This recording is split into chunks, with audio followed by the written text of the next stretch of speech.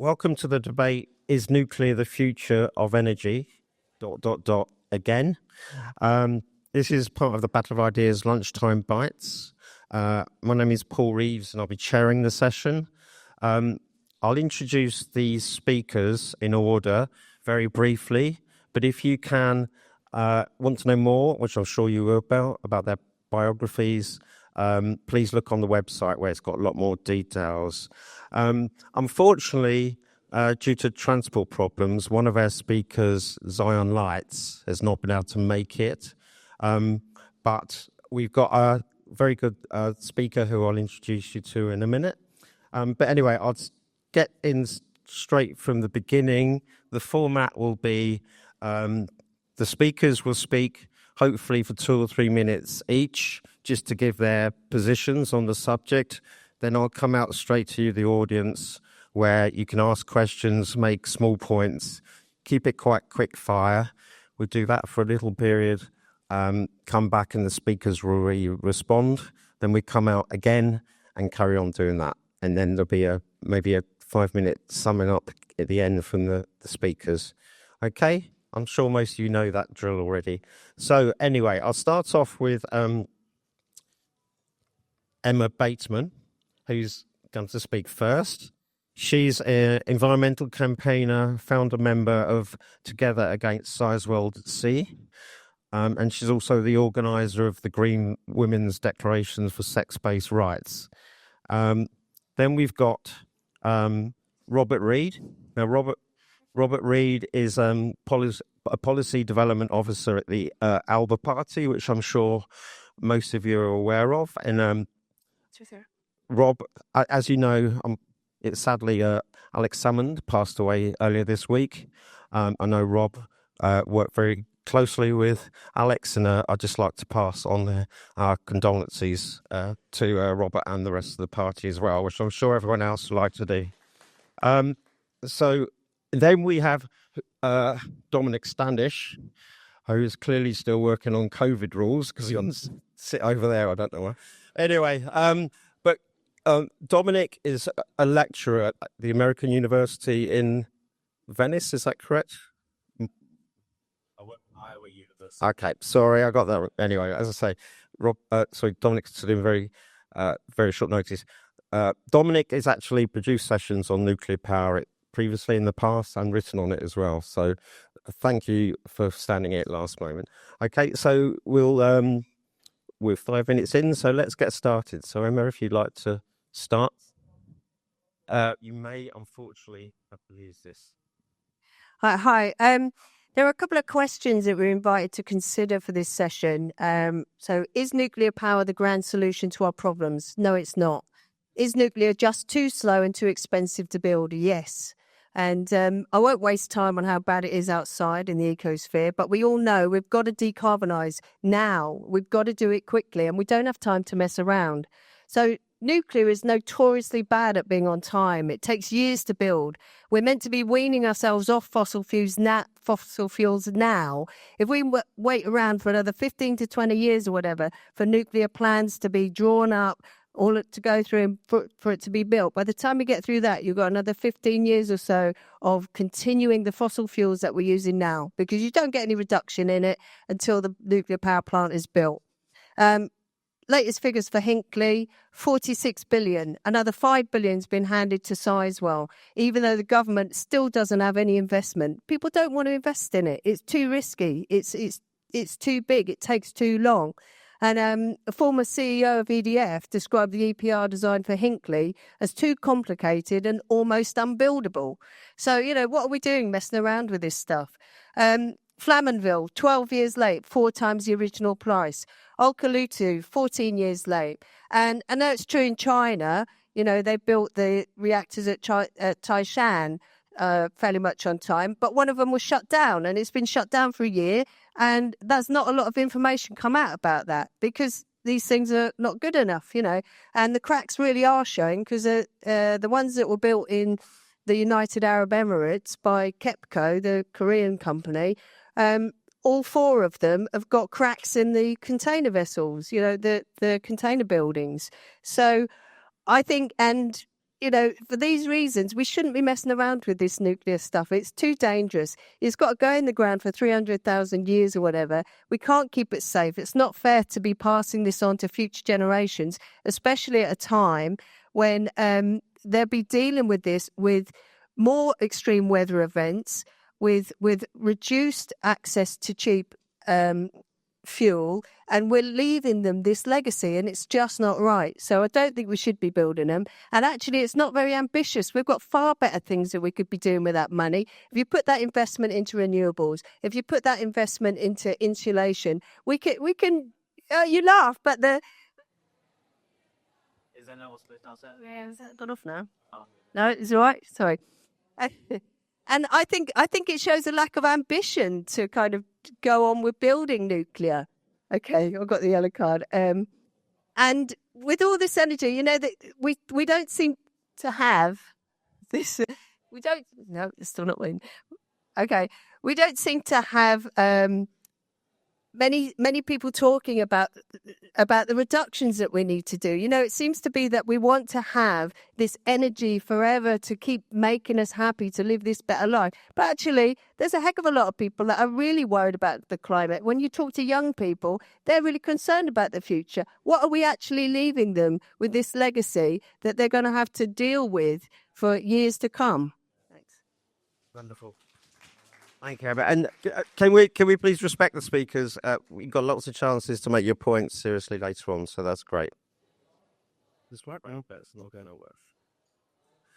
Hello, my name is Reid. I work for the Alba Party, and until recently I was an aide to Alex Salmond. So first of all, I'd just like to pay tribute to Alec. He was the greatest boss anyone could ask for, and I'm not sure we'll see his like again. Alex had lots of legacies. One of his greatest, perhaps, was securing energy security for Scotland in the long term. He once coined the phrase "Scotland will be the Saudi Arabia of wind," and he was mocked by his opponents and, dare I say, some of his colleagues. And I think the proof is in the pudding now that Scotland's vast energy potential and future will be through renewables. I won't bore you with the kind of green. I won't bore you with the kind of green hippie mumbo jumbo about climate and safety. Only roving mic problems with the sound, so I better pop them. About climate and safety and the like. My position is driven by pragmatism. Currently, 1 megawatt hour of renewable energy, offshore wind energy, costs around about £41. The equivalent in nuclear energy costs £85.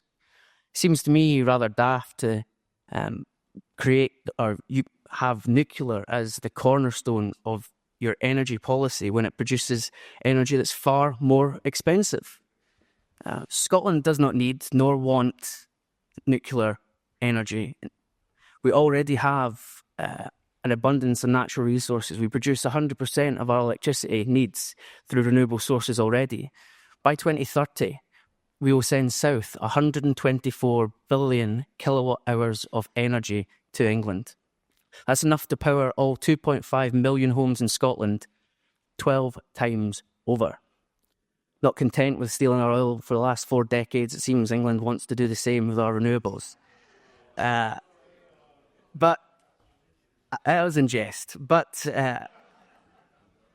to kind of close off, is nuclear the future of energy?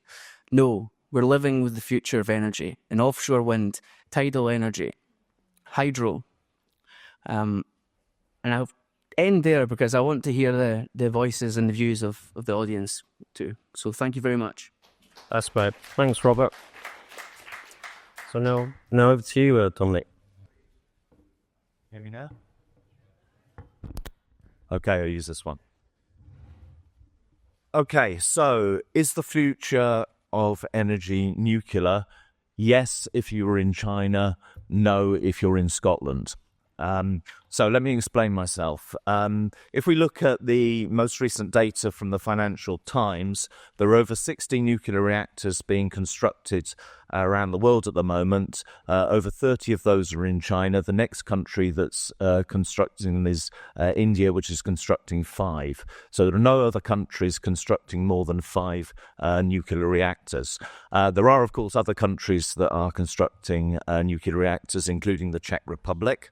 The USA is constructing no nuclear reactors at the moment, but is very excited about small modular reactors, which Google, Amazon, lots of tech companies are investing in, basically because they need electricity for AI in their data centers. But of course, I'm not opposed to those. They can be very useful, but they don't really compare to the construction of a large nuclear reactor. So for me, it depends on where you are. I come from Italy, where nuclear energy was stopped after the Chernobyl accident, and energy became the most expensive in Europe until Germany closed its nuclear industry, and now Germany is where energy is most expensive. So the former speakers also raised issues around cost. Nuclear is wrong that nuclear is expensive. Nuclear is cheap if it's invested in over the long term. If you have a nuclear reactor running for 30 years, nuclear energy is cheap. Of course, in the UK, it has been expensive. That's basically a bad deal. You can't compare renewables to nuclear energy. Why not? Because renewables are intermittent. So if you compare wind and solar to nuclear energy, that doesn't work because you need a backup. You need gas, or you need some of the fossil fuel as a backup. So there's simply no comparison on cost. On nuclear waste, I'm afraid that Emma is also wrong about nuclear waste needing to go in the ground for 300 years. There are lots of different types of nuclear waste.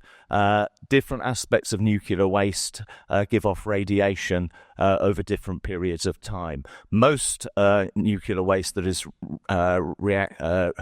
is radioactive is given off very quickly after the nuclear rods are disposed of.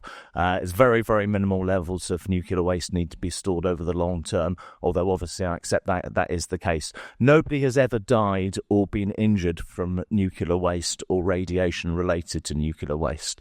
So I'm entirely positive about nuclear energy. Why not in Scotland? Why limited in the UK?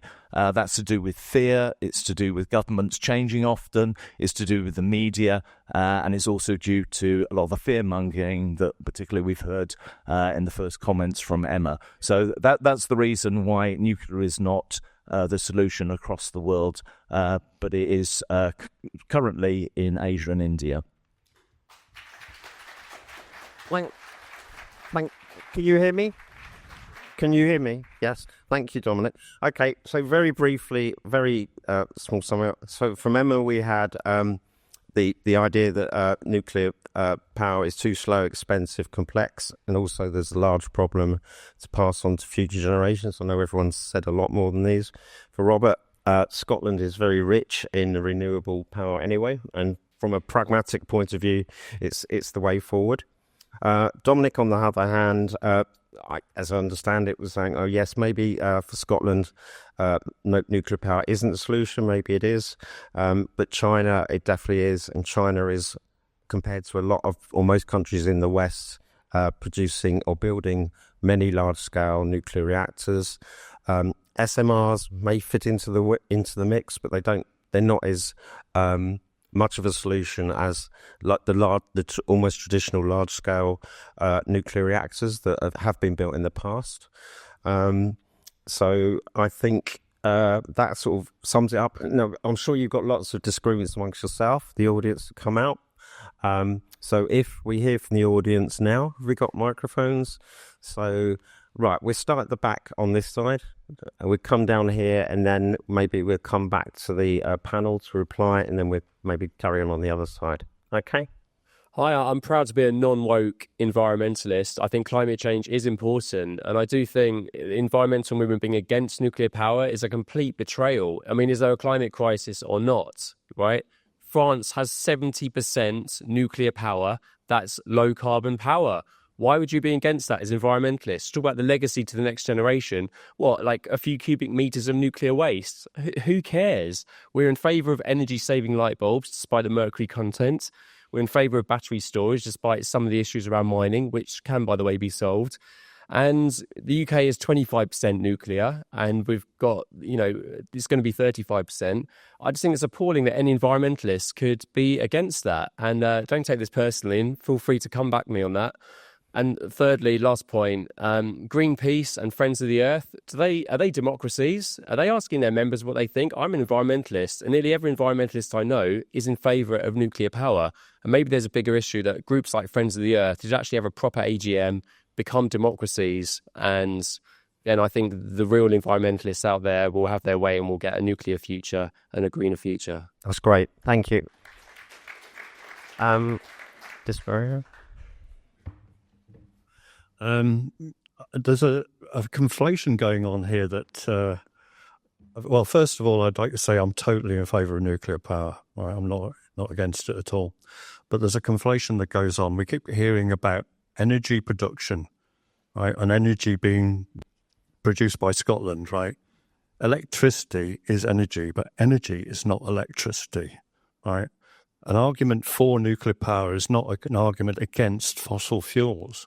Fossil fuels help us make fertilizer from natural gas. Fossil fuels power farming. Fossil fuels power industry. They keep our homes warm. They make steel, right?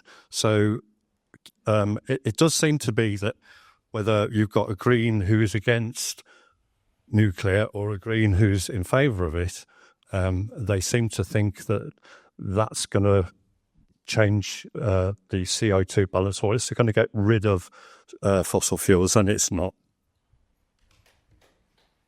Hands up on this side. Okay, if you just come down to the front. Do this gentleman first. If you stand up first. You've made, fairly weak arguments for renewables. First, a fact point. Of the active CFDs for offshore wind, currently the weighted average strike price is over £140 per megawatt hour, nowhere near 41, and there is no contract for £41 per megawatt hour in 2024 prices. Absolutely none. The point you're making is that you want to make lots of chocolate teapots because it might take a bit longer to make a ceramic teapot for nuclear power.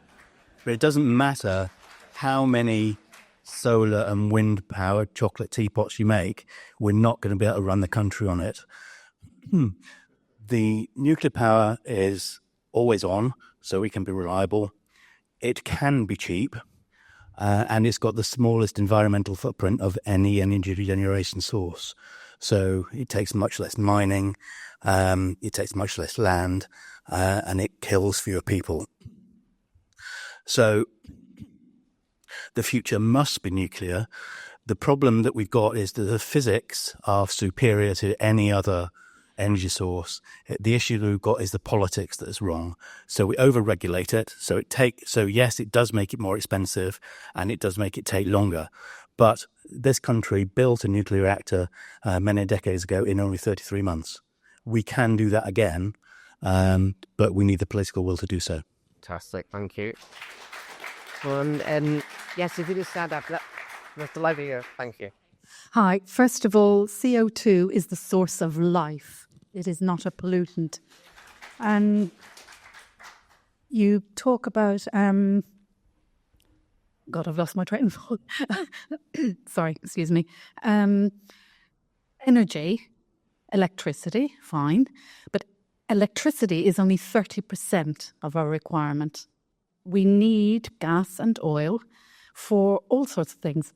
Heat, manufacturing, production of half of the things that we use on a daily basis come from fossil fuels. And they're not really fossil fuels. It was a bad label to give them the name fossil fuel. They're hydrocarbons, and they are renewable. Thank you.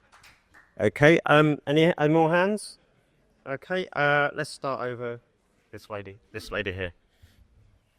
I think a lot of the arguments about when we talk about price and cost, as we saw when you did produce oil, and they told us, yeah, it's going to reduce the cost for everybody because it's going to be produced in Scotland. And that never happened. And I don't doubt that government will is not going to make any difference to our prices if we get nuclear. They've never brought it down for us. I think in support of home insulation and things like that, rather than just looking at how much more energy we could produce, let's look at reducing our need for as much energy so that we have average. I can see people shaking heads. What, you like the extra cost? I don't. I'd rather have an insulated home that wasn't leaking the heat so I could use less of it and lower bills. And when you talk about the cost of nuclear, yeah, okay, we're talking about the cost per usage, but what about the cost to clean up and put away? You know, at some point, we're going to have to deal with whatever's left behind, and that's going to have to go somewhere. So I think notoriously within the nuclear industry, the cost of cleanup's not been dealt with, and it's been considered very high. Okay, that's great. I think we'll come back to the panel now. If unfortunately we got this problem with the microphone here. If there is a spare microphone that we can give to Dominic, that'd be great. But else we'll have to pass this along. So, Emma, Rob, have you got any replies to the comments you made? I'd like to talk about the cost thing.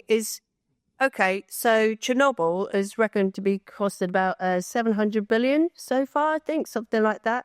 Fukushima, 315 billion.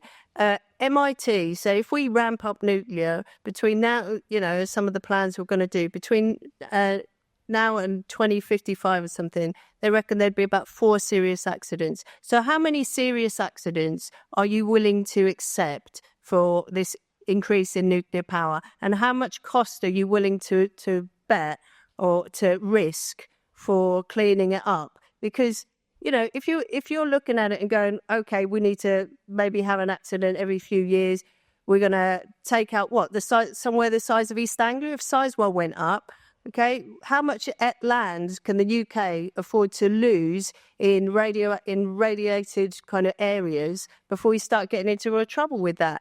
And as for nobody's died from radiation from nuclear, we can't say that because even the figures for Chernobyl, if you look it up, they range from 0 deaths or 50 deaths or whatever to about 90,000 or so. Because when you're talking about radiation and you're talking about a risk over a large population with something that might not turn up as a cancer for the next 10 years, it's really difficult to assess just how much damage has been done by releasing that radioactivity, okay? But I think that we all know that cancer rates are going up. We know that this stuff is bad, but you're still releasing it into the atmosphere. So I think saying that people haven't died is not really credible.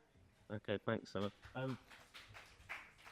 Please, we'd like to hear how the audience is feeling, so please applaud.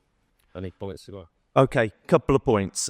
Firstly, on your point about nuclear reactors are very slow to build.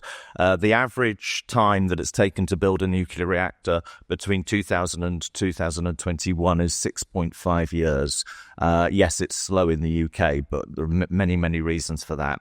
On your point about accidents, it's true that dozens of people died at Chernobyl, but basically Chernobyl is the only accident that has killed anybody with nuclear energy. And obviously that is in the decrepit Ukraine and the former Soviet system. Marco Vischer's new book, which is coming out next week and is even on the bookstall, The Rise, Fall and Revitalization of Nuclear, spells out very, very clearly how various safety checks weren't done, and Chernobyl was a bad accident. Nobody died in the accident or was injured from radiation in the 3 Mile Island accident. Nobody died in the accident or from radiation at Fukushima. People did die, and I can tell you why they died. 2,313 people died from the Fukushima accident from depression and stress after they were evacuated. 99 of those deaths were suicides. Those are fear deaths. Lots of people died from Chernobyl also because they were evacuated. And they met with people who said, you've got radiation, I don't want to know you. People turn to drugs and they turn to alcoholism. Okay, so that's the problem with the nuclear reactions. Yes, there were direct deaths and there were radiation problems in Chernobyl, but that's basically the only nuclear accident that's ever really happened. We also need to look at deaths from other energy forms. We need to create and generate energy. Other energy forms have produced many more deaths. 4,000 people were immediately killed in the gas explosion at Bhopal. Nuclear actually has a very, very safe record. Thank you, Dominic. Over to Rob. I've just got one connection I made in my head. I think the guy made the point about hydrocarbons, fossil fuels, etc. And there's a lot of talk about with the closure of the steel plant in Port Talbot, the idea of using electricity to effectively smelt steel. Now, my understanding is that the quality of steel that's produced is not as good as the quality of the steel used if you use coal for smelting. So I guess the connection was if Scotland went fully renewable, and the same does apply with nuclear, because as the guy said, it's electricity is different from energy. So the point is, surely somehow, somewhere, you even need fossil fuels, let alone just nuclear power. So I don't know if you can feed that into whatever you were. Yeah, I was planning on it, and I'll obviously forgive this audience for not being abreast of Alba Party policy on energy, but we fully support hydrocarbons, and if it's up to me and Alba Party, we would drill till the very last drop in the North Sea. It's powered the UK economy over the last 4 decades, and hopefully it'll power an independent Scotland. I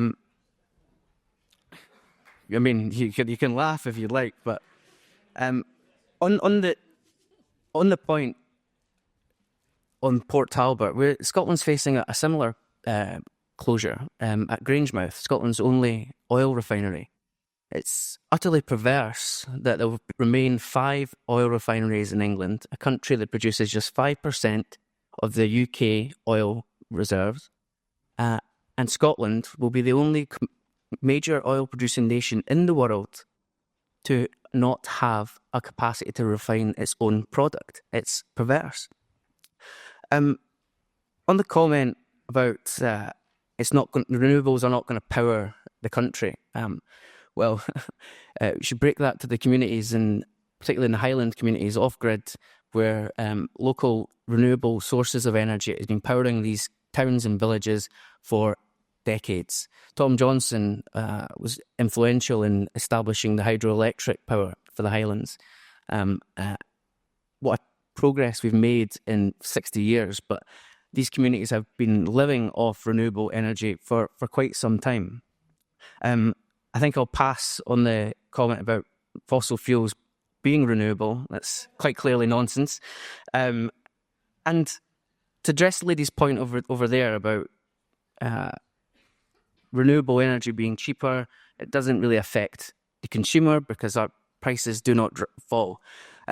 Unfortunately, that is the case, because as with oil, as with the renewable future that we will have, the UK government has completely wasted it.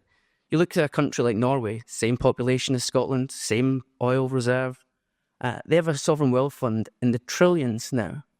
And it would be a grave mistake to repeat that error like the UK government has done with this new bounty of offshore wind. Each offshore wind farm should have a public share in every single offshore wind farm. And that would be a help to reduce prices. It certainly would mean that we wouldn't be freezing our pensioners this winter. So the idea that renewables and oil and gas, you can be supportive of both. And I was getting the sense from some of the questions there that you're either one or the other. I'm certainly not, and most sensible, common sense people aren't. But fossil fuels, hydrocarbons, is finite. We need to transition. We need a just transition. That's not cliff edge transition that the government seems to be hell-bent on delivering. And it's quite clear that fossil fuels are the past. be the present, but renewables certainly is the future. Okay, thanks. All right. Next set of questions. Okay, you might not be able to hear me when I stand up to see where you are. So if you want to ask a question, please put your hands right up straight. Okay, so just go to this gentleman here. I'm a bit surprised that this, apart from being about Scotland, is about engineering. Because if it's about engineering, then it's straightforward. We've got a nuclear future. So I'm kind of puzzled as to the underlyings. What's it really about? One thing that it should really be about is development in less developed countries, which of course are going to need fossil fuels and are also going to need nuclear. And as you know, financing for these things can't be obtained from international organizations because they are windy nowadays.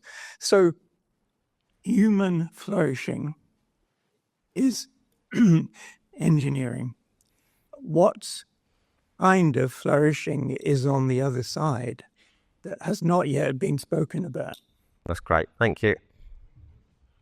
Robert, first off, when you're quoting figures, you need to look at, for renewables, you need to look at the system cost, not the levelized cost. You're quoting the wind power costs against nuclear costs. When you're ignoring the pylons that need to be built. You're ignoring the backup power that's needed at gas power stations. You're ignoring the curtailment costs of when there's wind which you can't use from a wind farm. So you've got to be more straightforward with with costs you're quoting there, because they're deeply, deeply misleading. And Emma, there will be pensioners shivering this winter, and they'll be doing that because we in this country have the highest electricity costs anywhere in Europe. And if we look across the channel in France, where they have 68% or so nuclear power, their cost of energy is far cheaper than ours. And they're also able to produce that with much less carbon emissions. Nuclear has the lowest life cycle cost of carbon. And what you're doing is you're pouring coal into the atmosphere, CO2 into the atmosphere from biomass burning at Drax. That's the alternative. And you, with your campaign, have caused more CO2 and more suffering to pensioners. Yes, so I live in Fife, and at the end of the beach that I walk on every day, there's a couple of wind turbines. They might be turning, they might not be turning.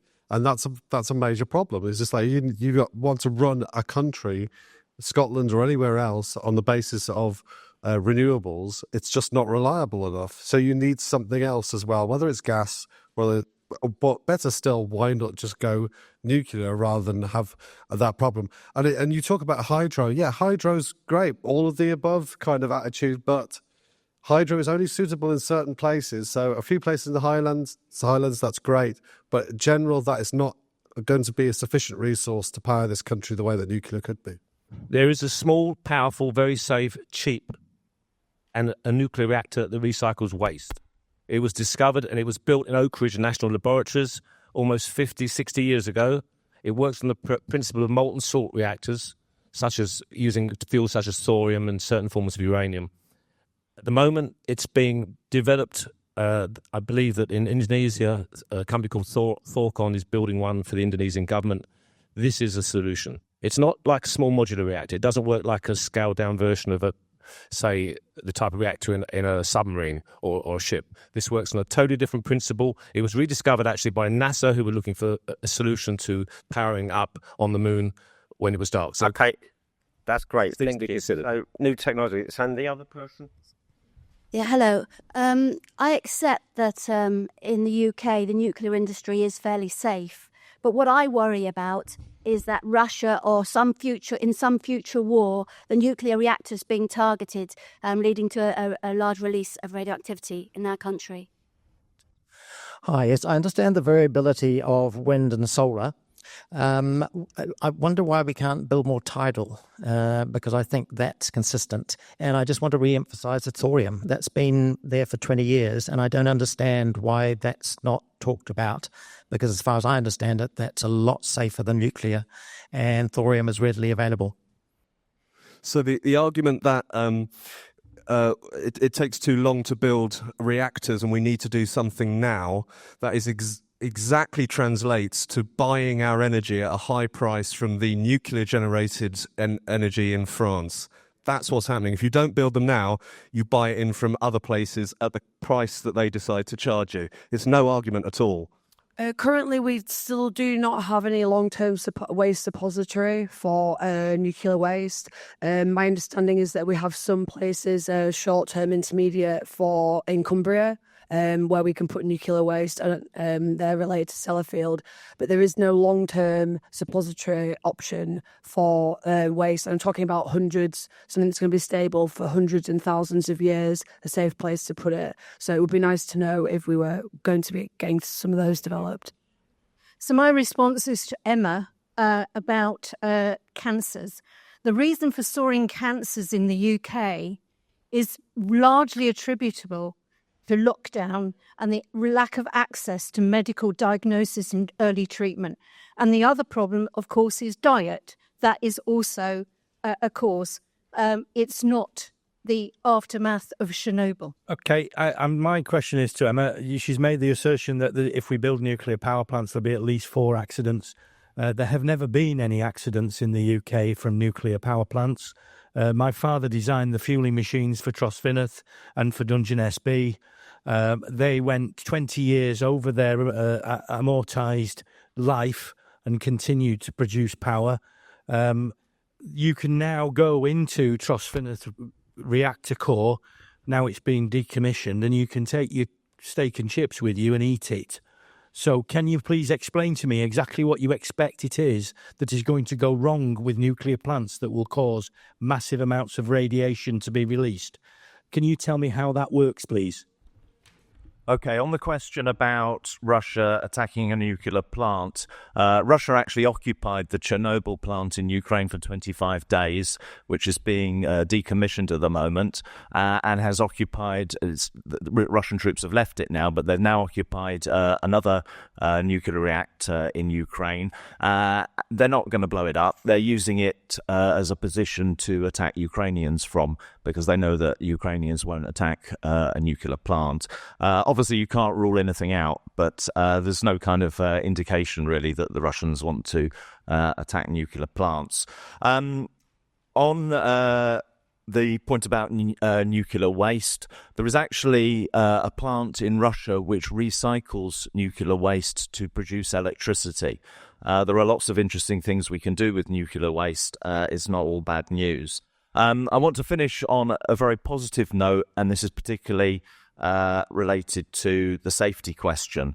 In the September issue of The Chemical Engineer, yes, I do read it, it was reported that China has just tested and proven the first passive cooling system for a nuclear reactor, where basically if a nuclear reactor shuts down, the key problem in accidents has been overheating. They can now cool the nuclear reactor with no electricity or human intervention. Great news. Thank you, Dominic. Quickly over to you, Rob, if you'd spend about a minute or so. Yes, on to the gentleman in Fife. I'm sorry to hear about that. But so you're right. Sometimes you go out and you'll see that your windmills aren't, or wind turbines aren't turning. A lot of the time is not because it isn't windy. It's because we're paying energy companies constraint payments to turn them off, because battery storage and to the grid is such a big problem. And so instead of investing billions of pounds in a nuclear facility that, might I say, none of the advocates for here would want in their back garden, I think it perhaps best to invest that money and time and energy into improving the battery storage for the grid. Tidal is another area where that time, energy and effort should be invested in improving tidal technology. It is consistent. Nobody's going to try and play the wind it won't blow when the sea's not, will the sea disappear? It's ridiculous. Sorry, but we're going to have to stop now. I'll just finish by saying, don't you worry if you're worried about your energy bills. When Scotland's independent, I'm sure we'll sell you at very cheap. Okay, thanks. Again, a minute. Okay, I'll try. I'm sorry, it's not much time. Yeah, with regard to the cost of energy, in Germany, it's often said, well, the costs of electricity in Germany are much higher. But actually, if you look at things like households who struggle to pay for their energy, there's a bigger percentage in France who struggle to pay for their energy than in Germany because their houses are much better insulated, okay? And there's also far more community-owned energy in Germany, which people like, that's a benefit to the communities, which is something where if you're talking about places like India and Africa, if you build big nuclear power stations, it's where people are poor, where the poverty is, that they don't get the benefits. They don't have the infrastructure of the transmission and all the rest of it. You'd be much better to build smaller renewable energy for those communities. So I don't think nuclear is going to be an answer for those developing countries. They just don't have, especially when you talk about safety and security, it's just not the same. They don't have that infrastructure. So nuclear is not going to be an answer for those places. And in India, you get someone like, I think the physicist M.V. Ramana was very against nuclear in India because of there's the ones that they built there, they've already got problems with them, cracking and all the rest of it, and they just don't have the culture and the regulation to keep it safe, okay? And in terms of, going back to French costs, I mean, EDF is millions of pounds in the black. They're a struggling company. They don't have the money. So if it's so great in France, why are EDF doing so badly? And, they haven't really got the money to look after the waste. You can see they're already struggling for money for Hinkley. Okay, Sorry, we're going to have to stop now. Okay, and I would just like to say wind scale. We have had nuclear accidents in this country.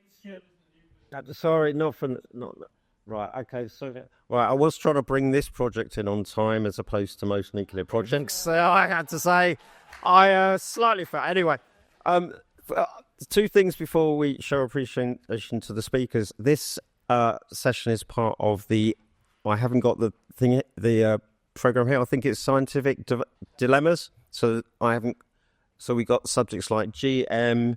Immediately after this one, we have the Great British Energy Crisis, which I think this segues quite well into. And clearly, this is a complicated subject. So I'd love to thank my speakers.